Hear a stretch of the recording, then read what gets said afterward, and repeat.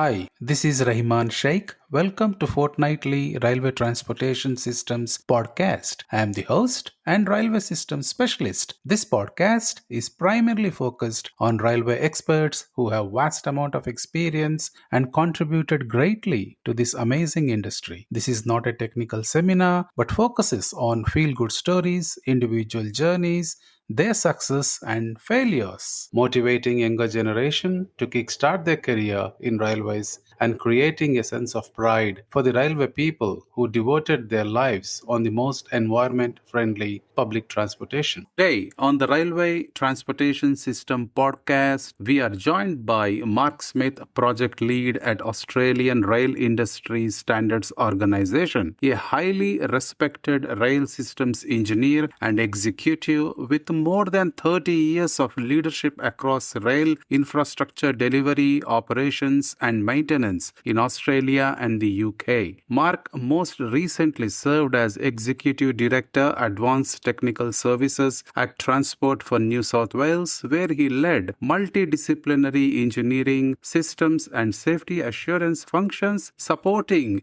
a $7.2 billion capital portfolio. He is widely recognized for his hands-on leadership in digital rail programs, including ETCS Level 2, ATO, and traffic management systems, as well as his expertise in systems integration, safety assurance, and competency frameworks and governance. A chartered engineer, a Fellow of Engineers Australia, and a Fellow of Permanent Way Institution, Mark brings a rare combination of deep technical credibility and a senior executive insight into how complex rail systems are planned, delivered, assured, and operated. Hi, Mark. Welcome to the pod. Hey, good morning. Thank you for having me. What a great portfolio you have developed, Mark.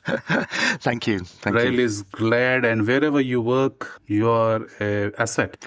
Oh, that's very kind of you. So before I jump, I'll start with rail systems and technology section. From your expertise or experience leading the Transport for New South Wales Digital Systems program, what are the hardest technical challenges in introducing ETCS Level 2 into an existing brownfield suburban railway? That's a great question. Thank you for that. I led the technical and assurance settings for the digital systems program. And, on reflection, I think the hardest part is actually, the technical, operational and business integration task. You're trying to introduce modern, continuous, data-driven signaling technology into an environment that's just not built for it. It's been built for an analog age, or every interface with the legacy systems requires meticulous attention to detail. Who owns that interface? How is it designed to function and so on? This is essentially, in my opinion, why systems engineering and system engineering tools are so vital and essential for this sort of task, because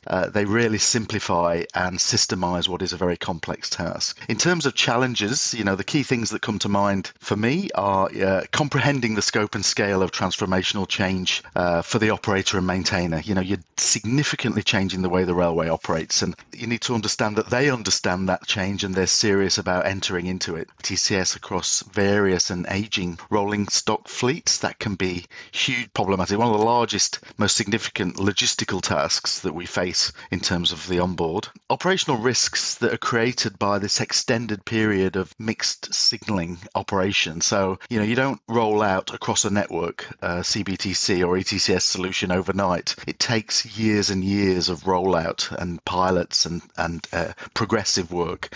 So you're working with multiple systems, and the operator and maintainer's got to get used to that, and you've got to manage those risks accordingly. It's quite different to managing in one world or another. And I suppose the last point I'd make is the extent of the technological change can often flush out unforeseen issues. I think cybersecurity is a good example of something that's moving that fast, both in terms of threats and mitigations. You're struggling to keep up. Everybody's struggling to keep up. And also, from my experience, systems like the digital train radio systems and the fixed transmission networks, they all require that level of protection and security and data integrity. And it's a challenge in a fast-moving technological world. Yeah, there's some of the key things that come to mind. These are great insights, Mark. Now, as you just spoke about the operator, so this is delivery side. How should rail operators think about the integration of ETCS, ATO, and traffic management system as a single systems of systems rather than as standalone technologies? That's a good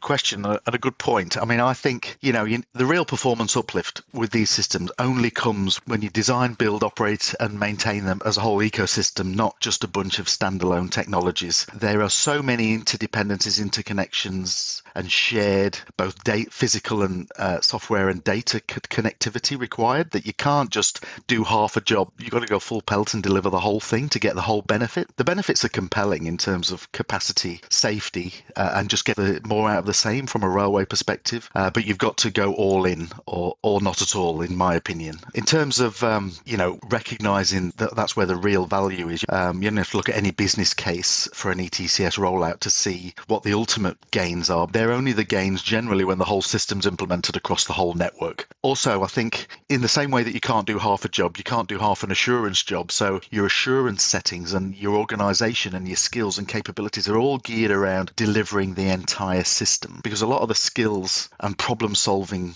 excellence that I've seen in these sort of projects comes from managing the interfaces and managing the problems around the interfaces, developing the entire functionality of the system and not just part. So yeah, it's all in or not at all, in my opinion, for those sort of things. I think somewhere I see that you're talking about integration. Since we are in rail systems, can you also focus on what are the most common system integration risks you see on the major rail projects and how can they be identified early? The answer to that question's changed over time. If you asked me that question a few years ago, the answer would have been our variable capacity or capability in system engineering and safety assurance methodologies and approaches. The maturity was lower. I would have said that was a significant risk. Now I wouldn't say so much, because I observe that those skill sets as they apply to rail and digital train control systems in particular have really come on, and have really the bar's been raised significantly there. They're a lot better understood. We've got a few projects under our belt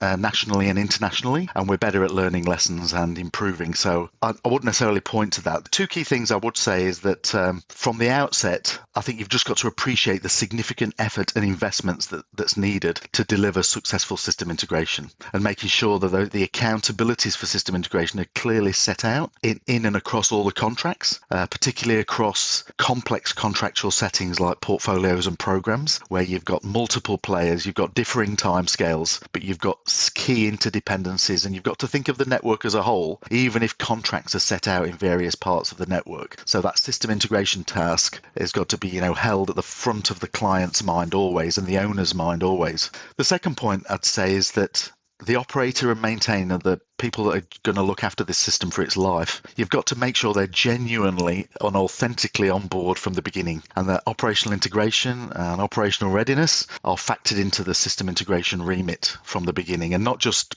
paid lip service to, right? So they're key functions, and a lot of people talk about starting with the end in mind.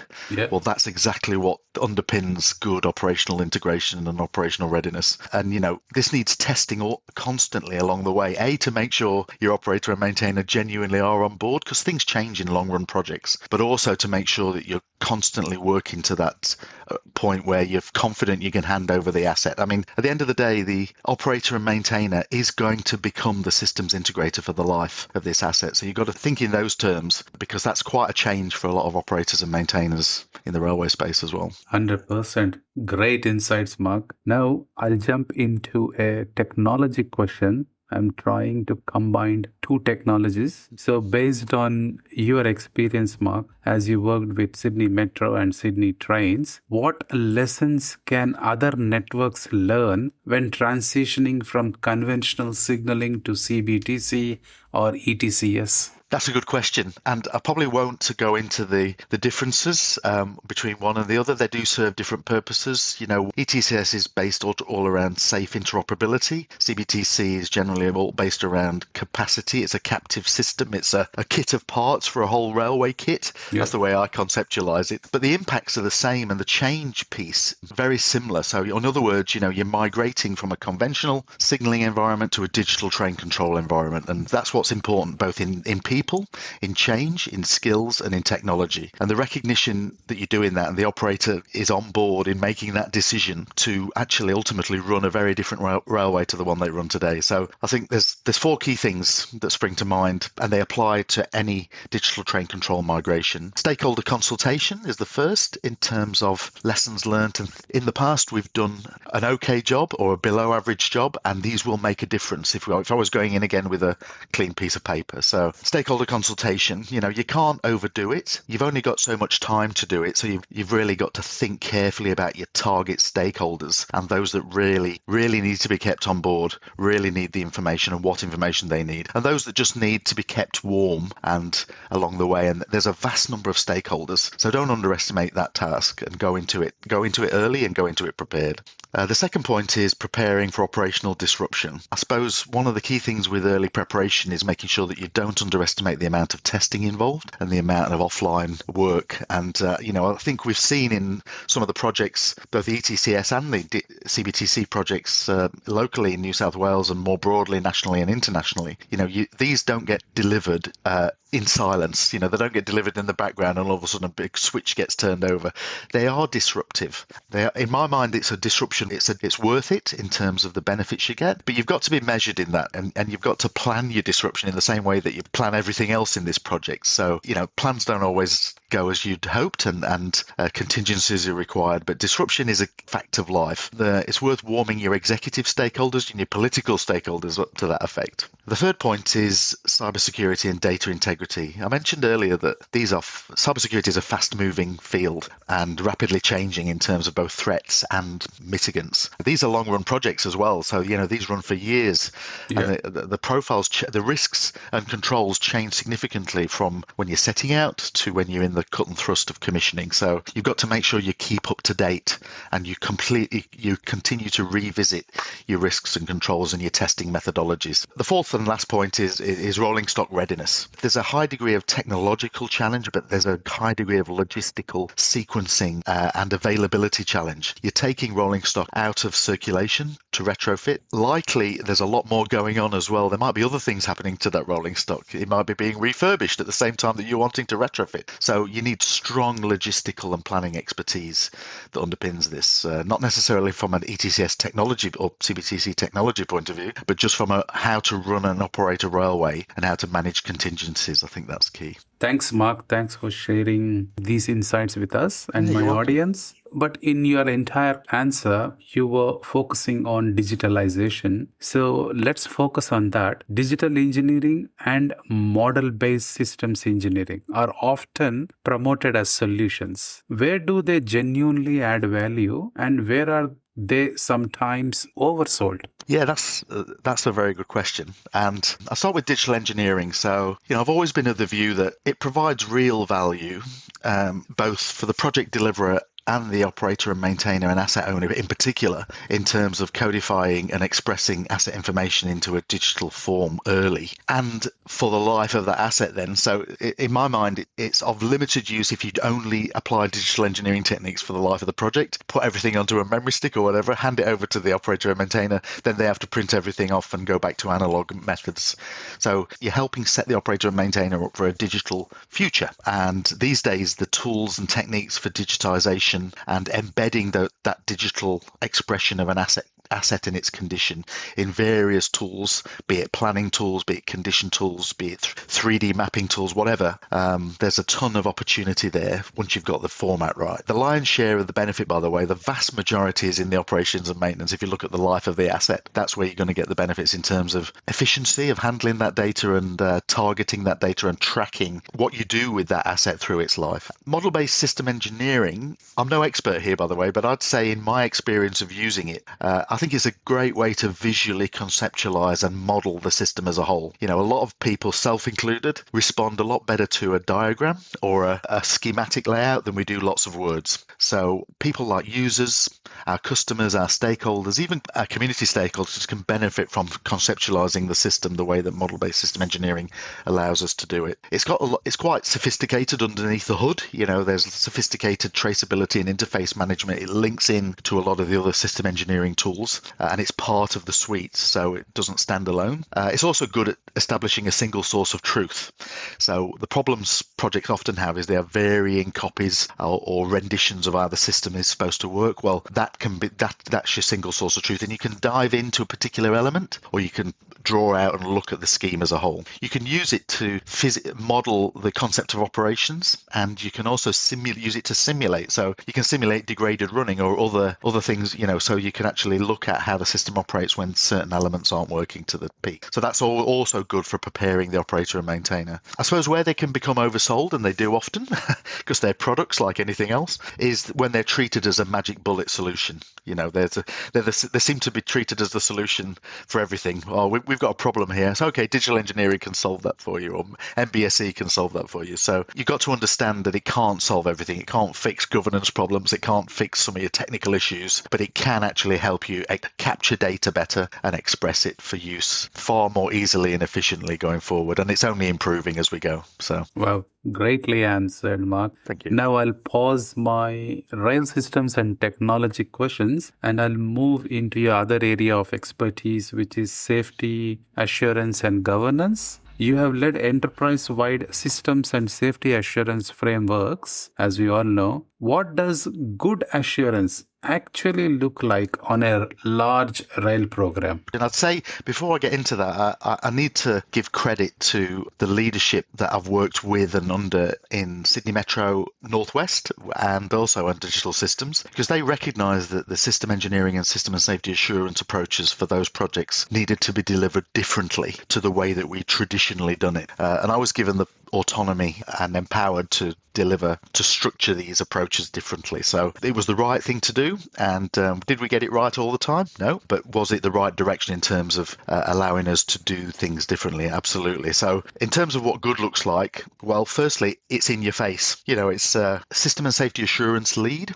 Those responsible for the assurance are at the top table. They're on the board of the project. They're on the system integration committee. They're at the highest level of authority in the project, and they have a say. It's not just an admin task, or really regarded as an admin task that's lower down in the organization. It's integrated into everything we do, so it's not just an additional task or a burden that we have to do. Oh, let's do the job and let's just fill in the paperwork for the assurance people later. It's part and parcel of what we do, and everybody understands that everybody's a safety manager these days. We all have safety in everything we do. Everybody's an asset manager, so we're always thinking about the asset in service. Well, in the same way, everybody's got an assurance accountability when they do their work.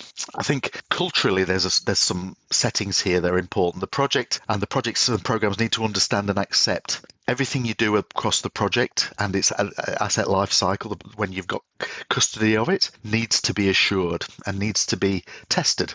For digital train control projects, that can often mean that every stage of the system integration task, every stage of as you move into the operational readiness and operational integration task, you need to test it for yourself, assure it for yourself, and then be open to challenge and test. So that's all part of building a strong technical and assurance argument together. On the other side of the coin, it also needs to be scalable and demonstrate it's efficient. One of the criticisms when you introduce assurance regimes is often that they're overdone, they're conservative, they're a burden, they're costly, and they're not high value. So I accept some of those criticisms in certain circumstances, and assurance, like anything else, has to be defendable. You have to defend it by making sure it is efficient, that it is scaled through the risks you want to manage, that it isn't over the top, that it does present value. You can stand by what your assurance approach is. The last point I'd make is assurance on its own is only part of the picture. In my mind, the best teams and the best outcomes come when you've got the combination of subject matter expertise and assurance expertise. That assurance assured product is what results. So you can't have purist system engineers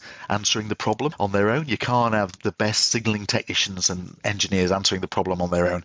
It's a combination. It's a team effort, and that's when I've observed the best results, when those two parties come together. That's what a good assurance looks like. Thank you. But how do you balance independent safety assurance with commercial and schedule pressures faced by delivery teams? Yeah, that's an interesting question. There's no perfect answer to this, because I think there's a natural tension anyway. Each project program portfolio setting is different, because the contractual settings are different. You might have alliances, you might have collaborative contracting, you might have hard-nosed D&C, you might have a mixture of all of the above. In any case, I think one of the key things to diffusing some of that tension is recognizing that system and safety assurance is an essential element of the service that you're procuring and a project. It's not just, as I said before, it's not just an aside. It has to be scaled. It has to be, like anything, it has to demonstrate its value. It doesn't operate in a vacuum, though, and everybody has a part to play. So I can't think of anybody in a contracted environment in a digital train control project, as an example, that wouldn't have some contribution to the assurance, ultimately the safety and assurance argument that supports the technical solution. And I think in terms of independent safety assurance, that the actual benefits of that as a thing in projects we've come a long way, actually. It's very well recognized. It's actually recognized as a product and a service in its own right. Independent safety assessor is a thing. It's a TAO accredited service in New South Wales anyway, and it's used nationally and internationally. So and it's recognized as a very valid assurance mechanism in its own right. What I'd say is, in terms of again, a good method to diffuse some of this tension is ISAs, or independent safety assessors, as an example. You don't just parachute them in as a nice surprise to your supply chain or your consortium. They're factored in from the beginning. You're building in, everybody knows that an ISA will be part and parcel of the assurance mechanism. You bring them in early, and you knit the obligations to them into the contracts, so that everybody contributes to that total assurance case in the end. So you've got to take a holistic view at the top, and then make sure, as the individual contracts get set, responsibilities and accountabilities rattle down. Great insights, Mark. Now that we covered about ISAs, in your view, what role should client play versus suppliers when it comes to owning system safety and integration risks? Yeah, that's that for systems integration. In my opinion, the client should always own system safety and integration risk, and the controls required to manage that risk within acceptable levels, right? So, further to that, I'd always argue that systems integration is a primary activity. It's the responsibility of the client ultimately. And of course, clients can engage systems integrators from the market, and often do, and delegate the responsibilities of this work to them to deliver on the client's behalf. But that accountability remains constant. And I think it's different models in terms of client and operator and maintainer and owner. That differs jurisdiction to jurisdiction, but you've ultimately got to get that client, operator, owner grouping to own the system integration from the beginning. You can delegate risks. You can delegate controls. I'm not a big fan of or believe that you can effectively transfer risk. I always go back to the point in railways, if something goes wrong, heaven forbid, and there's a derailment or something, and you get the news there, the camera's there, and they zoom in on the logo on the side of the train, which will say, in Transport for New South Wales, it'll say, or New South Wales Sydney Trains, or Sydney Metro. That it ultimately goes to the government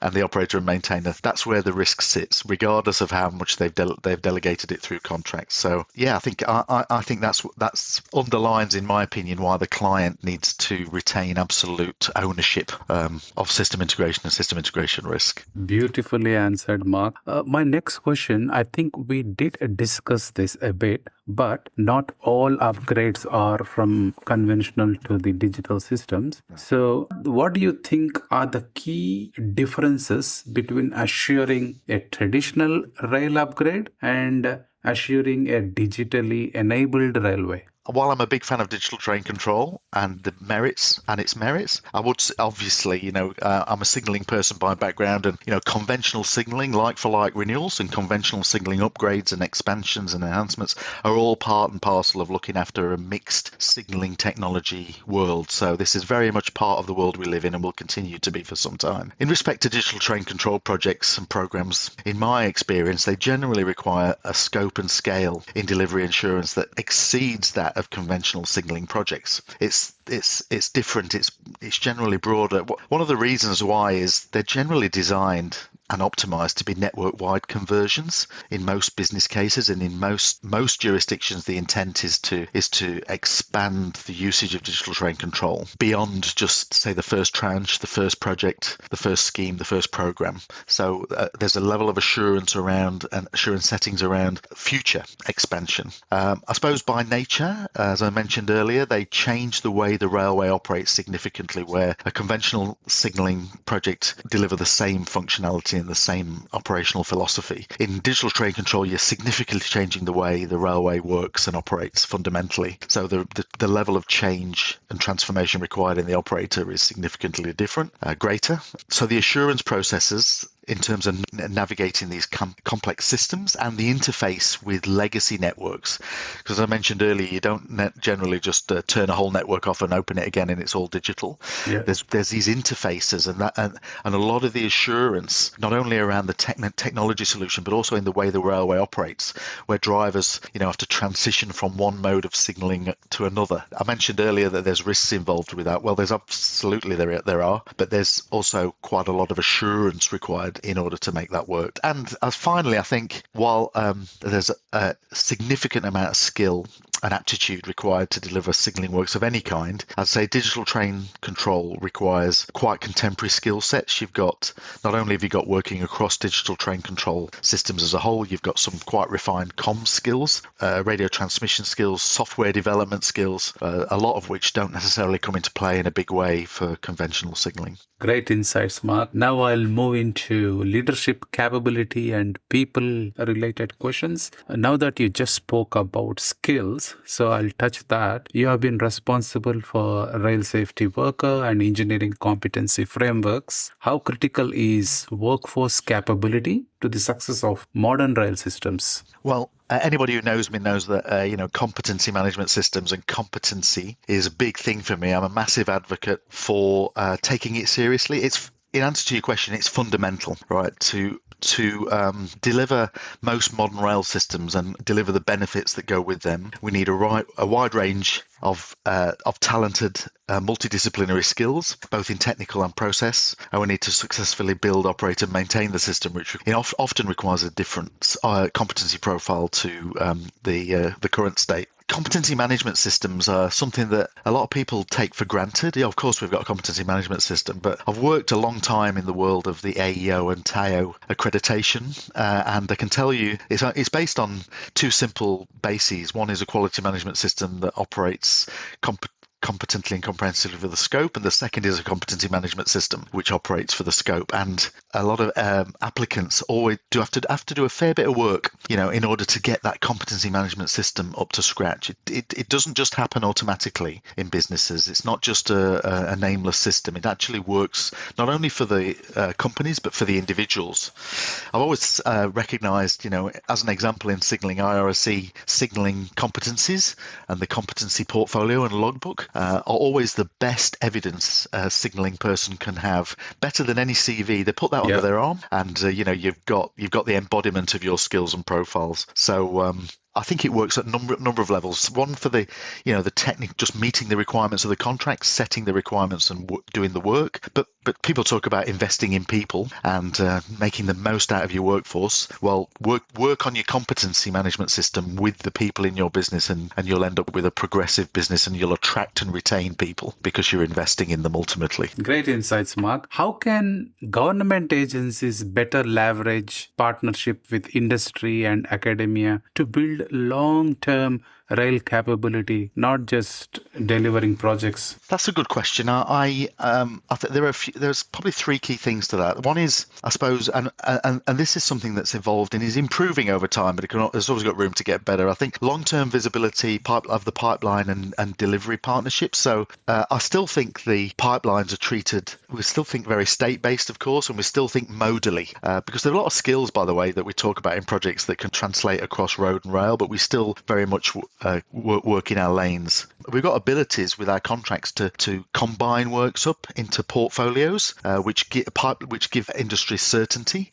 Transport for New South Wales work in the station upgrade program, where they bunch a load of works together of a similar nature and offer it out as a package. That's a good example of some innovation in that space. So, in terms of one of my big bugbears is research and development. I think the national and state approach to R&D that services transport infrastructure is fragmented at best. It lacks visibility and it also lacks international linkages. So there's some good practice I've found in my time. Partnerships with Monash University, UTS in Sydney do some good work with government, but there's a lot of work to do if you're genuinely going to form that government, academia, industry tripartite relationship. And I think that would unlock so much capability and improvement in the industry if we could get that right. It also helped to feed and support graduate schemes and bring graduates and PhD students and other real talent into the industry. The last key thing around helping industry is if we as states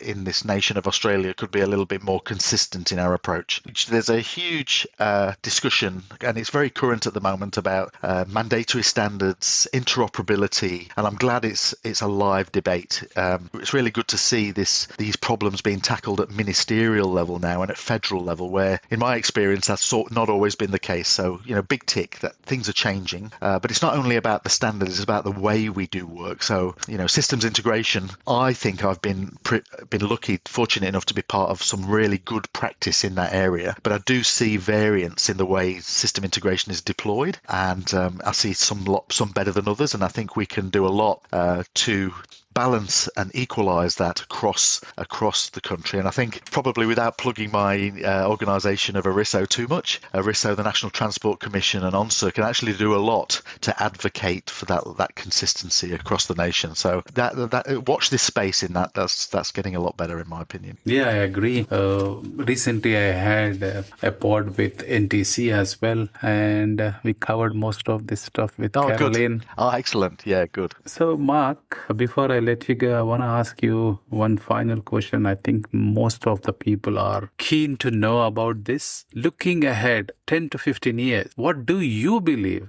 will be defining changes in railway transportation systems technically and organizationally? Thank you for that question. Ooh, I'll get my glass ball out for this one then. So, all right, well, the good thing is there's no right answer here because this is just my opinion. But let's start with the technical element. If I look at the world of digital train control in particular, but not exclusively, I think we've got FRMCS, we've got 5G for rail that's going to succeed GSMR. It's being planned for migration in Europe into the mid-2030s. Ironically and excitingly, we might be at the forefront of that implementation, especially I'm looking at the projects in Queensland at the moment that are being contemplated. So that's going to be really interesting, and that will change the way that not only the way that communication platforms are rolled out, but also the data capacity that will offer to these new systems, both in train, on board, as well as trackside. So that's interesting. That's certainly going to be impacting. The second one is ATO over ETCS. I think that's obviously been talked about a lot to this point. It's piloted. It's in projects across the globe at the moment. A few, not many, but it'll become the norm, I think. And I think it, especially as the push towards higher capacity, better capability and throughput of the systems, and also smoother operations and efficiencies on top of what these systems already offer. So I think it's a nuance, but it's quite a technically challenging one, and I think that's being codified, and I think that'll mature as it gets traction across the globe. Smarter train location technologies, I think looking at satellite assisted and combine technologies. So a number of, you're utilizing your balizers, you're utilizing satellite technology, GPS, and other to locate trains. Now that's not necessarily a metropolitan solution, but very relevant for Australia. You've got high-speed rail, you've got vast distances of rural and regional rail systems that could benefit from that in terms of efficiency, safety, and the like. The other thing that I suppose rail can't ignore is the decarbonisation push. So everybody worldwide should be focused on this, but particularly in Australia, we pay the price for the global damage to the environment and for the coastal temperature sea rises, which ultimately drive a lot of our adverse weather conditions and the environmental impact. So we can do a lot more. In terms of we can improve rail freight trafficking. There's battery electric multiple units. There's tri-mode fleets. There's fuel technologies. There's alternate fuels, including hydrogen, which are still part of the R&D environment. And we've also got 2035 and 2050 decarbonisation targets. And rail is like any mode, has an obligation not only for the embodied emissions, the ones that we build into our infrastructure, but more importantly, the operational emissions. So we can contribute to that. The last technology point there is the evolution of machine learning and AI enabled systems. When I think about the world of digital train control, I think about traffic management systems and algorithmic intelligence around not only supporting normal operation, but supporting degraded operation. How many times have we had disruptions in systems, not only in Sydney, but elsewhere, where it relies on Joe, who's really good at managing disruptions. And when Joe's on leave or not on shift, we don't perform as well because that's not a sustainable way to go forward. So there's really intelligent, smart systems that can do a lot of the heavy lifting for us. Organisationally, just quickly, I'd say if I look at the skills we need or going to need now and in large volume going forward, I think system engineering and system and safety assurance, including system integration skills and capabilities, will continue to evolve and will continue to be at the forefront. Digital engineering skills, we talked about that earlier, they're only going to get, the technology cycle is so fast and rapid, they're only going to get more and more prevalent, more and more effective. And finally, the ability to assure machine learning and AI tools, still a very evolving area at the moment. I mean, how do you assure something that learns and changes 1 week to the next? It's an assurance manager's nightmare, but also it's a massive opportunity to actually step the evolution of these technologies and the evolution of the assurance along with them as you go. So really interesting future. I think I'm looking forward to it in what remains of my career, but I think, I'd say anybody who wants to join the rail and transport sector has all those things to look forward to.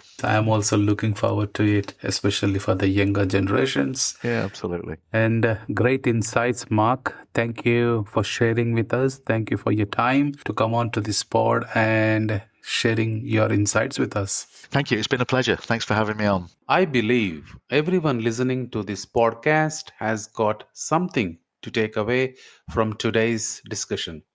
If you like this podcast, please listen, follow, and share this podcast within your network. If you believe we should be sharing your story or someone within your network, there is a railway leader who should be here sharing his or her contribution to this industry, contact me on railwaytransportationsystems@gmail.com. Thank you for your time today. Stay safe and take care of yourself.